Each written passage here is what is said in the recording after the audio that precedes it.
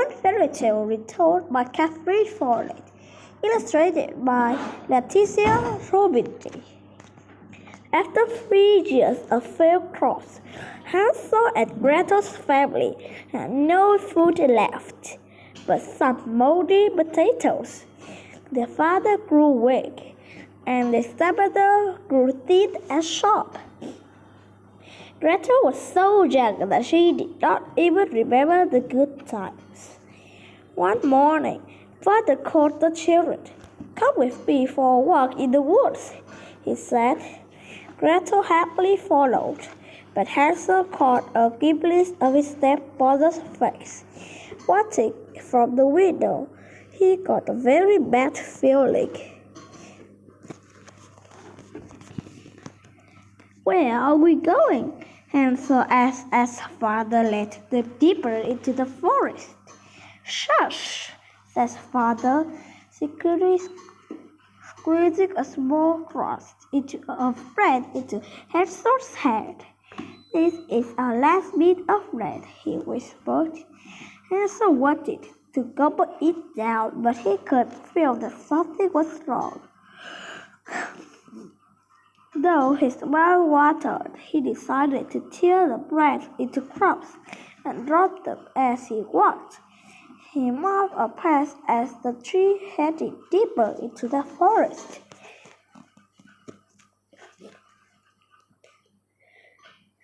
Finally, father stopped, his voice shaking. "We don't have enough to feed you anymore," he said. "There's a village not far away where you can go." With that, he vanished between the trees. Gretel cried out and chased him, but soon fell behind. "Look, I made a path," Hansel said, pointing to the breadcrumbs. His sister sniffed bravely as they turned toward home.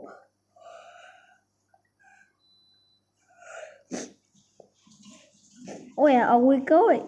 Hansel asked as father led them deeper into the forest. "Shush!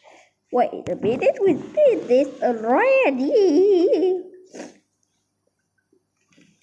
"You didn't make a very good path," Gretel pouted. Hansel thought he dropped enough rocks, but he kept losing the way. Then he saw a sparrow swoop down, grab a crumb, and fly off. They could not find the path. Birds ate the crumbs. "We're lost!" Gretel cried. Hansel tried to stay calm, but the forest was gloomy. "Let's try to find that village," he said, as he walked for a long time. Hansel was almost sure father had lied to them. When suddenly he spotted a clearing ahead. "Oh, wait a minute."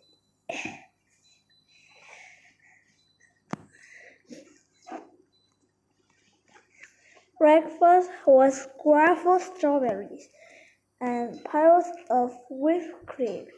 When they were finished, the woman said, "My eyesight isn't so good anyway." "Okay." The old woman blindly felt her way around the house as she brought heaping plates of gingerbread, cake, and pie. When the children were finally full, she pulled a bug off herself. "I don't have many toys, but I don't have these old things," she said. She tossed Hansel an emerald the size of his fist. He and his sister played with the gemstones. He and the warm fire made them sleepy, and soon they fell into the woman's soft feather bed.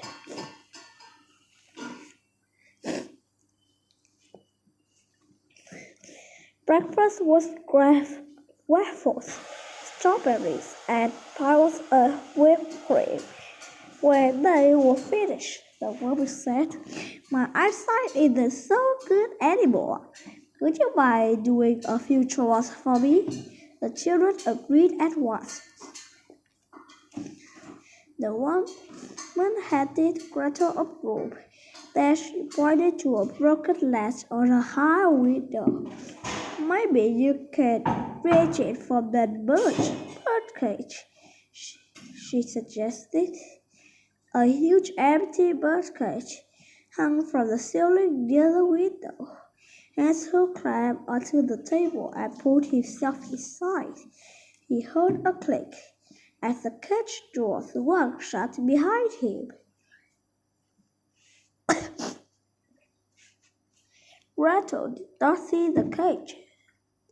Gretel did not see the cage door shut, but she heard a click. She also saw the weird smile flash across the old woman's face. What happened? What happened? She asked. Get back to work, the woman thought. Isn't it comfortable up there? The woman called at Hansel. I'll have something more cake. Just eat now, but you'll fatten up soon. Gretel shuddered. She was too scared to object. Can I do anything else? She asked with forced cheer. Oh, there's plenty, the woman hissed, bringing out a filthy bucket and rag. Gretel washed, scrubbed, and wiped for days. Always keep an eye on the old woman. Every day, the woman shoved trees into Hansel's cage. Every day, she pinched his arm. Over time, Hansel began to grow soft. The woman smiled in a way that made Gretel feel ill. Wait a minute. Let's see. Soft.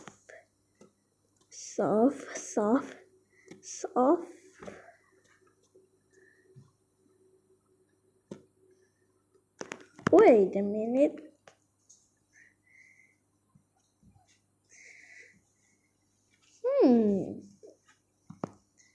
Gretel washed, scrubbed, and sweat for days, always keeping an eye on the old woman. Every day, the woman shoved more trees into Hansel's cage. Every day, she pinched his arm. Over time, Hansel began to grow soft. The woman smiled in a way that made Gretel feel ill. Gretel felt helpless. But one evening, she got an idea. While sleeping, she found a chicken bone. She tossed the bone into Hansel's cage. When she tried to help the harm, give her this instead, she whispered. From there on, when the woman reached for Hansel's arm, she pinched the bone. Why aren't you getting fat? She demanded. The old woman finally grew frustrated. I'm not waiting any longer.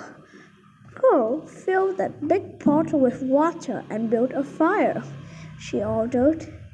Gretel began to tremble, but she did as she was told. When the water got hot, the woman went to Hansel's cage. She had to stand on a chair to open the door. This was Gretel's chance. With all her strength, she swung her broom at the cage, knocking it off its hook. As the cage and Hansel came crashing down, the woman stumbled backward and fell. Hansel squirmed free. The woman slowly pulled herself up, but Hansel and Gretel rushed at her together. They shoved her into the cage and slammed the door. You wicked children! Let me out, she screamed. Hansel snatched the treasure chest. Together, the children fled into the forest. They ran until they were exhausted. They were right in where they started, lost in the woods. Gretel somehow felt stronger and less afraid than before. They decided to walk on. hoping to find a village. Suddenly, Gretel heard a distant voice calling their names. Still afraid, the children hid in the underbrush. As the voice came closer, it began to sound more familiar. Just before the source came into view, Gretel realized who it was.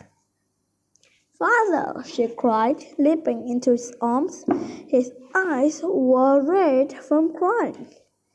"My children, I'm so sorry for what I did. I sent your stepmother away. I've been looking for you ever since, and I still have no food for you.